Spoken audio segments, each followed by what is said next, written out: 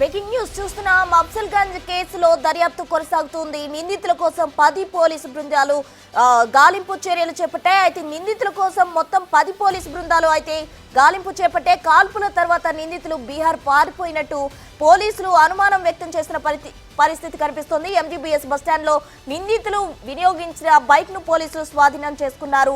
అదే బైక్ పై హైదరాబాద్ వచ్చి సిటీలో 1000 సీసీటీవీ కెమెరాల ఫుటేజ్ కూడా పోలీసులు పరిశీలించారు. నిందితులు కరుడుగట్టిన నేరస్తులుగా పోలీసులు అనుమానిస్తున్న పరిస్థితి కనిపిస్తోంది.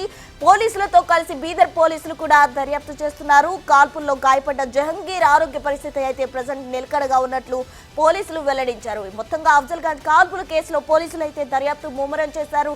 మొత్తంగా 10 పోలీసు బృందాలు నిందితుల కోసం గాలింపు చర్యలు చేపట్టాయి.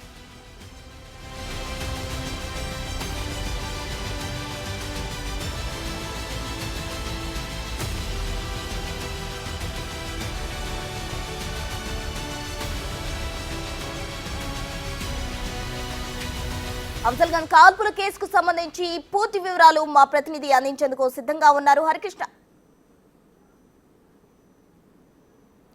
సురేష్ చెప్పండి. అఫ్జల్గంజ్ కాల్పుల ఘటనలో పోలీసుల దర్యాప్తు ముమ్మరం చేశారు.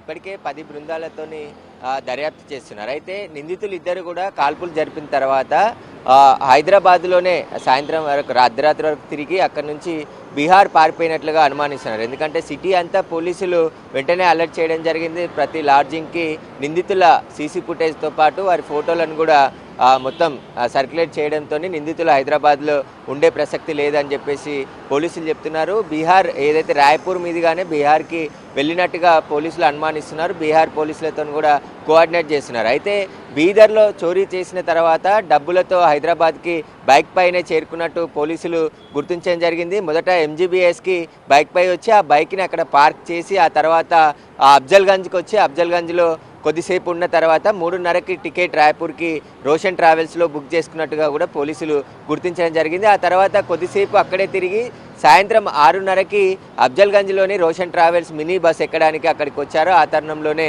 ఈ ఘటన చోటు చేసుకుంది. కాబట్టి ఇప్పుడు బీదర్ పోలీసులు కూడా హైదరాబాద్కి రావడం జరిగింది. వాళ్ళ కదలికలు ఇక్కడ ఉన్న సిటీ పోలీసుల సమాచారంతో వారు కూడా దర్యాప్తు చేస్తున్నారు. ఇటు బీదర్ పోలీసులతో పాటు హైదరాబాద్ పోలీసులు కూడా మొత్తం 4 రాష్ట్రాల్లో నిందితుల కోసం గాలిస్తున్నారు. నిందితులు మోస్ట్ వాంటెడ్ క్రిమినల్స్గానే పోలీసులు అనుమానిస్తున్నారు. ఎందుకంటే ముందుగా రిక్కీ నిర్వహించిన తర్వాత చోరీ చేసిన తర్వాత డబ్బులతో ఎలా పారిపోవాలనేది ముందే ప్లాన్ వేసుకొని మొత్తం అప్లై చేసినట్టుగా పోలీసులు గుర్తించడం జరిగింది.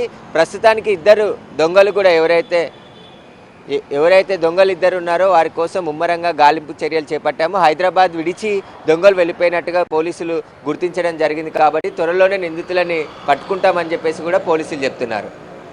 Thank you Suresh.